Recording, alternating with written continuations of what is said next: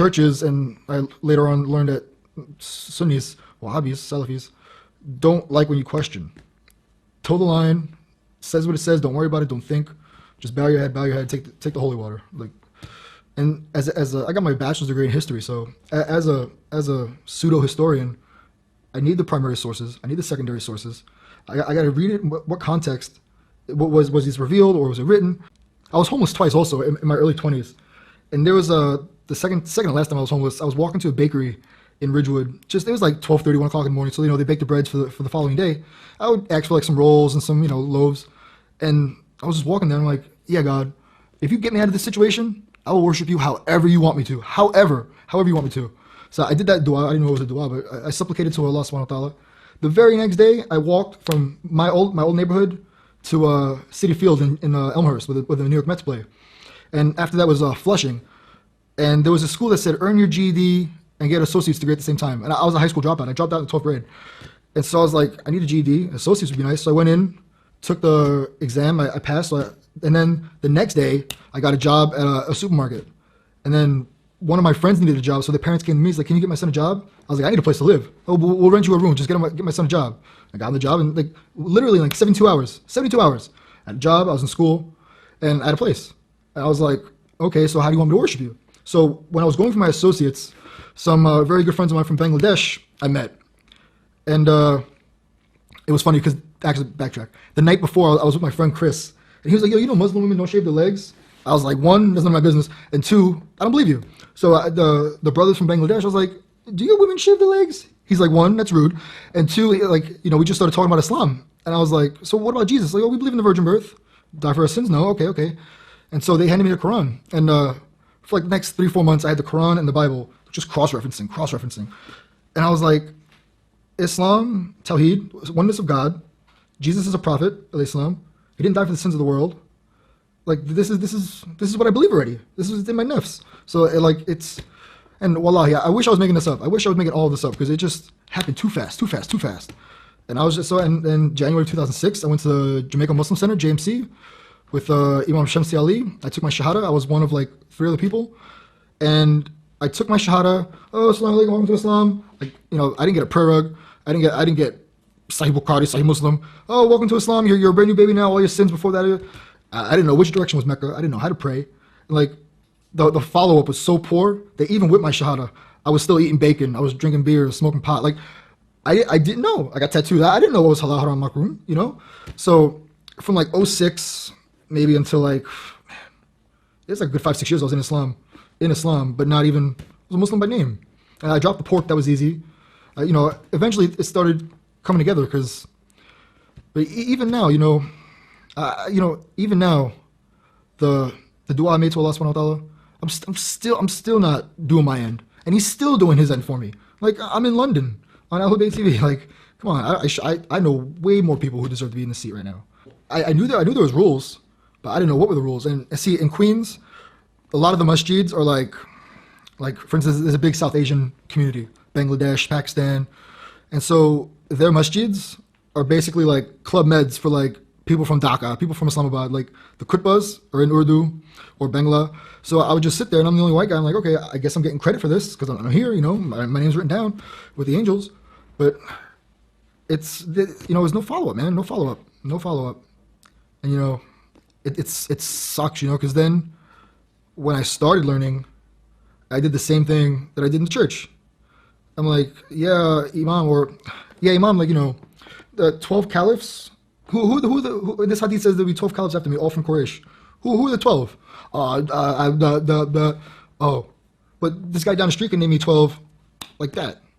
Oh, no, don't listen to them, Abu Bakr, Umar, Uthman, Muawiyah, Yazid, I'm like, okay, sure. And what's funny though? Well, when I took my Shahada, I asked about the Shia. I was like, who are the Shia? Don't worry about them, just avoid them, it's in their Aqidah to lie, they do taqi all the time. And I was like, whatever, fine. So I left the Shia thing alone. Come 2.5 years ago, I was sitting in my old, I don't even want to say it's mine, but I was in Masjid Taqwa in Bed-Stuy, Brooklyn, and I was waiting for the Adhan to come in, and one of the, I wouldn't even say Maulana, that's giving the man too much credit. There was somebody in there just going off on his other brother because he had a Shia roommate. He was like, yo, they're kafirs, you can't be rooming with him, don't eat his meat, it's not halal, da da da. You know, they turn off the lights and with the women, the muta, da da da.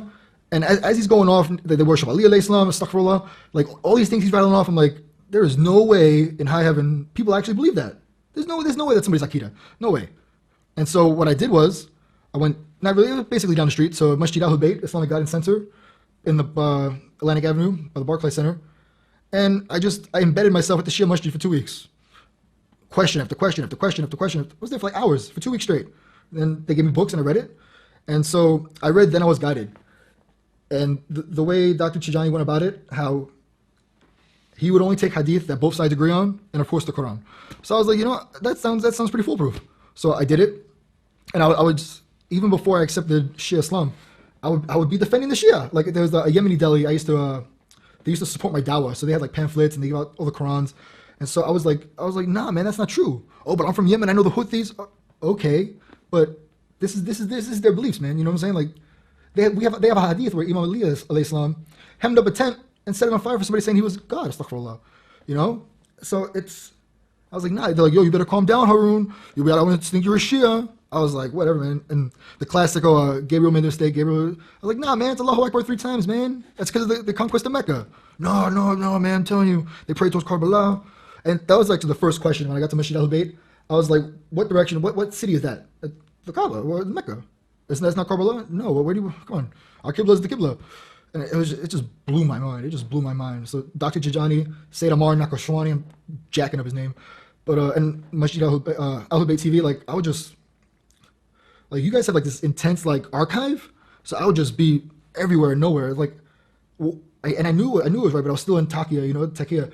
And eventually I was just like, you know what? Forget it, man. Because there's Shia in Pakistan, there's Shia in Bahrain, there's Shia in Iraq, who are getting killed. And they're openly Shia. And I'm here in the United States. So what do I got to lose? What do I got to lose? Friends? They're not really my friends. My brothers in Deen? They're not my brothers in Deen. If they're going to cut me off like that. So, I was like, yeah, I'm a Shia. And then everybody just started falling off.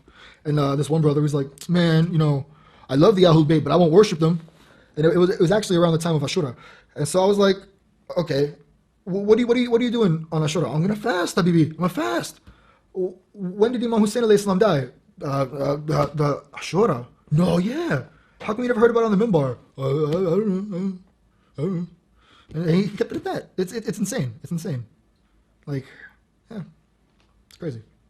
See, it's twofold. One, when they give you the reason behind fasting on Ashura, it doesn't make any sense. If the Prophet Muhammad came with the correct deen, why is he pulling from Bani Israel? Oh, they fast, I have a greater right to Moses, we're going to fast. What? No, man. Like, it doesn't make any sense. And even if you take it one step further, there are some Sunnis who say the fast on Ashura was negated by the fast in Ramadan. When the command came down to fast the 30 days of Ramadan, forget the Ashura fast. So like even then they're button heads with their own doctrine. But it's sad. It's really sad, Yeah. But when I found out about Imam Hussein alayhi salam, like it's like, come on, this is the last grandson of the last prophet is killed. And then you have the audacity to say Yazid radiallahu anhu. What? Come on now. So wait, if Imam Hussein alayhi salam is the master of the youth in paradise, and you guys think Yazid's going to Jannah, that's gonna be an awkward meeting. Assalamu alaikum Yazid, no hard feeling, it's a dunya. Come on, what? Doesn't make any sense. Come on. And then when I found out about like what Aisha did and Hafsa and Umar, I'm like, oh my God, are you serious? Like, and it's in their books. The man ran away like a goat. It's in their books. Come on, man. I'm sorry, but it was frustrating for so long, and then one day, I'm in my kitchen. My wife, she had just become Muslim. Oh, she's been Muslim 2 years now, alhamdulillah. And so we're in the kitchen one day, and she was like, Henry, what happened to the Prophet's family? Because she's like, he dies, and then Islamic history's over. Like that's how she was being taught. And I was like, that's the $1 million question. Now go do your research. And she, alhamdulillah, she did her research, and now I didn't pester her, but one day it was like Asr time, and she goes and grabs a turba and goes to pray after her namaz.